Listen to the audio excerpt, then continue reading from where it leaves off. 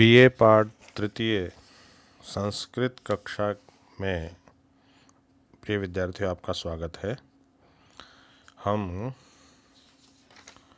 प्रथम प्रश्न पत्र के अंतर्गत तर्क संग्रह नामक पुस्तक का अध्ययन कर रहे हैं। सर्व व्यवहार हेतु गुणों बुद्धि ज्ञानम, यानी बुद्धि नामक जो गुण है, जो दूसरा पदार्थों में द्रव्य है, गुण है, उस गुणों का 16वां गुण बुद्धि है। तो उसमें बताया गया था कि बुद्धि दो प्रकार की होती है, स्मृति और अनुभव। और उसमें स्मृति और अनुभव, उसमें अनुभव दो प्रकार का बताया गया था, यथार्थ और अयथार्थ। और यथार्थ अनुभव के 4 भेद बताए गए थे, प्रत्यक्ष, अनुमिति, उपमिति, शाब्द भेदात। और उसके कारण भी 4 बताए गए थे, प्रत्यक्ष, अनुमान, उपमान, शब्द।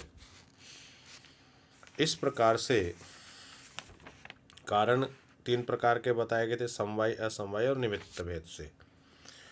और फिर उसके बाद में प्रत्यक्ष का किसको कहते हैं, तो इंद्रिया सन्निकर्ष जन्यम ज्ञानम प्रत्यक्षम। इंद्रिय के सन्निकर्ष माने संयोग से उत्पन्न ज्ञान को प्रत्यक्ष कहते हैं। वो इंद्रिया सन्निकर्ष 6 प्रकार का होता है, जैसा कि बताया गया था, संयोग, संयुक्त समवाय, संयुक्त संवेद समवाय, समवाय, संवेद समवाय और विशेषण विशेष्य भावश्च। इस प्रकार से सन्निकर्ष षटक जन्यम ज्ञानम प्रत्यक्ष, इन 6 प्रकार के सन्निकर्ष से यानी संयोग से प्रत्यक्ष ज्ञान होता है, प्रत्यक्ष होता है। इसलिए इंद्रिय ही प्रत्यक्ष प्रमाण है, यह सिद्ध होता है। यहाँ प्रत्यक्ष की परिभाषा और उसके विभेद को देकर के उसके बाद में दूसरा अनुमान जो है उसका विवेचन किया जा रहा है। कहा अनुमितिकरणम, अनुमितिकरणम अनुमानम। अनुमिति का कारण, असाधारण कारण अनुमान होता है। यहाँ प्रसंग यह है कि यथार्थ अनुभव के जो दूसरा भेद है, अनुमिति ज्ञान एवं उसके कारण स्वरूप आदि का इस अनुमान खंड में विस्तार से वर्णन, अनुमान का विचार किया जा रहा है। अब अनुमितिकरणम अनुमानम, अनुमिति का क्या अर्थ है? अनुमिति एक यथार्थ ज्ञान है जो प्रत्यक्ष नहीं है, किंतु किन्हीं विशिष्ट कारणों से प्रतीत हो जाता है, ऐसा अनु पश्चात अर्थात प्रत्यक्ष के बाद मीयते यानी जाना जाता है, ऐसा ज्ञान अनुमिति है। इस ज्ञान को कराने वाला जो प्रमाण होता है वही अनुमान प्रमाण है। अतः अनुमान ही अनुमिति का असाधारण कारण होने से अनुमिति का कारण है। अब आगे कहा परामर्श जन्यम ज्ञानम अनुमिति। परामर्श से उत्पन्न होने वाले ज्ञान को अनुमिति कहते हैं। अनुमिति ज्ञान के लिए कुछ पारिभाषिक शब्दों का प्रयोग यहाँ पर किया गया है, इसलिए पहले उनको हमें समझना आवश्यक है। अब यहाँ पर कहा, अब ये परामर्श क्या है? व्याप्ति विशिष्ट पक्ष धर्मता ज्ञानम परामर्श, अर्थात व्याप्ति से युक्त यानी हेतु से युक्त, हेतु की पक्ष में विद्यमानता ज्ञान ही परामर्श है। जैसे उदाहरण दिया, यथा वह्नि व्याप्य धूमवान अयम पर्वत इति ज्ञानम परामर्शः, अर्थात जैसे आग से व्याप्त धुएं वाला यह पर्वत है, इस प्रकार का ज्ञान परामर्श है। तज्जन्यम पर्वतो वन्यमान इति ज्ञानम अनुमिति, और उस परामर्श से उत्पन्न हुआ पर्वत आग वाला है, इस प्रकार का ज्ञान अनुमिति है। और आगे कहा यत्र धूमस तत्र अग्नि इति साहचर्यम नियमो व्याप्ति, जहाँ जहाँ धुआं होता है वहाँ वहाँ आग होती है, इस प्रकार के साहचर्य, साहचर्य का अर्थ हुआ अर्थात साथ साथ रहने का, यानी आग और धुएं का साथ साथ रहने का नियम व्याप्ति होती है। व्याप्य और अल्पदेश वृत्ति, धूप आदि, धूम आदि या धुआं आदि का पर्वत आदि में विद्यमान होना पक्ष धर्मता। व्याप्यस्य पर्वतादि वृत्तित्व पक्ष धर्मता। तो इस प्रकार से जो है यहाँ पर कुछ शब्दावली है उसको हमें ध्यान करना चाहिए। जैसे पहला है साध्य। प्रत्यक्ष न होने पर भी जब किसी संदिग्ध वस्तु को अनुमान के द्वारा सिद्ध किया जाता है तो उसे साध्य कहते हैं। जैसे दूर से पर्वत पर उठते हुए धुएं को देखकर यह अनुमान करना कि इस पर्वत पर आग है या यह पर्वत आग वाला है। यहाँ आग क्या है? साध्य है, क्योंकि धुएं को देख करके आग को ही तो सिद्ध करना है, क्योंकि आग संदिग्ध है, क्योंकि धुआं उठ रहा है। प्रत्यक्ष न होने के कारण धूम तो प्रत्यक्ष है, अतः वह साध्य नहीं है। दूसरा पक्ष।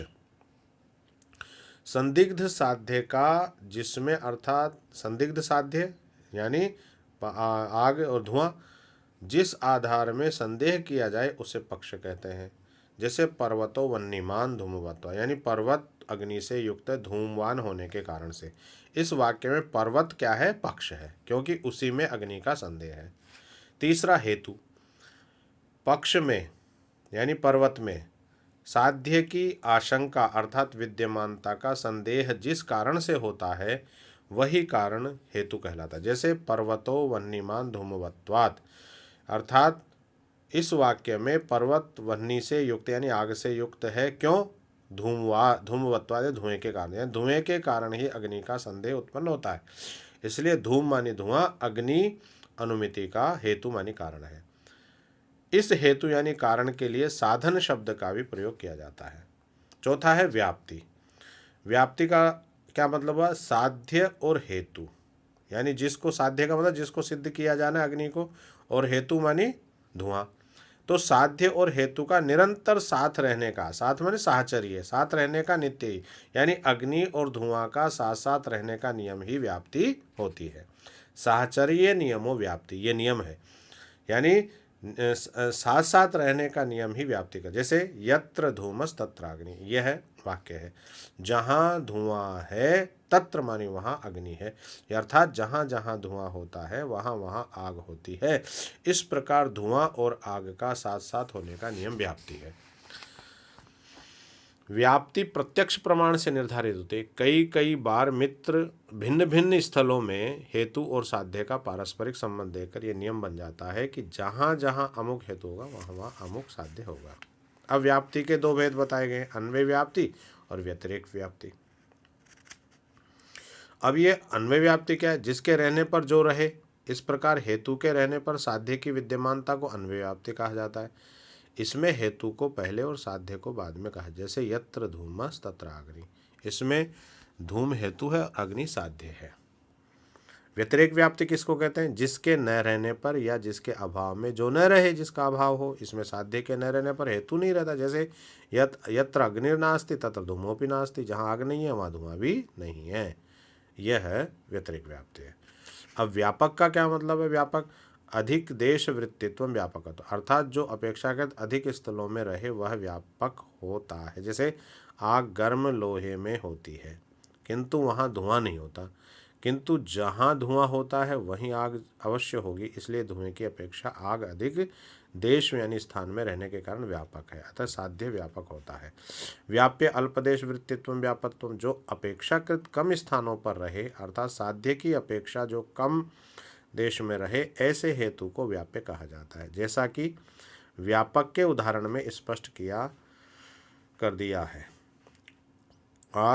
पक्ष धर्मता, साध्य के आश्रय को पक्ष कहते हैं और उसी पक्ष में हेतु की विद्यमानता पक्ष धर्मता कहलाती है। जैसे पर्वतो वह्निमान धूमवत्वात्, इस अनुमति वाक्य में पर्वत पक्ष में साध्य अग्नि को अनुमान से सिद्ध करना है, जो उस पर्वत में विद्यमान धूम से सिद्ध हो सकता है। ऐसा नहीं हो सकता कि धूम कहीं अन्यत्र हो, उससे अन्यत्र अग्नि की सिद्धि की जा सके। लिंग, यद्यपि किसी साध्य को सिद्ध करने के हेतु को लिंग कह सकते हैं, किंतु यहाँ लिंग ऐसे हेतु को कहा जाता है जो हेतु व्याप्ति विशिष्ट रूप में पक्ष में विद्यमानता हो। जैसे पर्वतो अग्निमान धूमवत्वात्, इस अनुमिति वाक्य में सर्वप्रथम कोई व्यक्ति धूम हेतु को पर्वत से निरंतर उठता हुआ देखता है, उस समय धूम केवल हेतु है। फिर वह अनुमाता व्यक्ति व्याप्ति का स्मरण करता है कि जहाँ जहाँ धुआं होती है वहाँ वहाँ आग होती है, वैसा ही धुआं यहाँ पर्वत में भी है।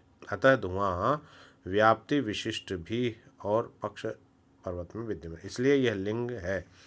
यही धूम उससे बोध कराता है कि इस पर्वत में आग है। यद्यपि वह आग उसे दिखाई नहीं पड़ती, किंतु लीनम गमयति इति लिंगम, अर्थात अदृष्ट अग्नि का गमक होने के कारण व्याप्ति विशिष्ट पक्ष वृत्ति धूमलिंग है। परामर्श किसे कहते हैं? व्याप्ति विशिष्ट पक्ष धर्मता ज्ञान परामर्श, अर्थात व्याप्ति विशिष्ट जहाँ जहाँ धूम होता है वहाँ वहाँ आग होती है, इस ज्ञान से युक्त धूम पर्वत में विद्यमान है। इस प्रकार का ज्ञान ही परामर्श है, वही लिंग परामर्श अनुमान प्रमाण है। इसलिए यहाँ पर लिंग परामर्शो अनुमानम, लिंग परामर्शी अनुमान कहलाता है। इस प्रकार प्रत्यक्ष न होने पर भी ऐसे हेतु से जो व्याप्ति साहचर्य नियम से विशिष्ट होकर पक्ष में विद्यमान होने की प्रतीति रूप परामर्श करा सके, किसी वस्तु का बोध करा सके, उसे अनुमिति कहते हैं। यह अनुमिति यथार्थ अनुभव का दूसरा भेद है। अनुमिति अप्रत्यक्ष यथार्थ प्रमाण है। अनुमिति का कारण अनुमान है। अनुमान व्याप्ति विशिष्ट लिंग का पक्ष में बोध रूपी परामर्श से होता है। अब प्रिय विद्यार्थियों, आज मैंने अनुमिति कारणम अनुमानम अनुमान का बहुत सारा भाग विस्तृत रूप से उनके एक एक पद को मैंने स्पष्ट कर दिया है। आगे कल हम अनुमान के भेद को स्पष्ट करेंगे।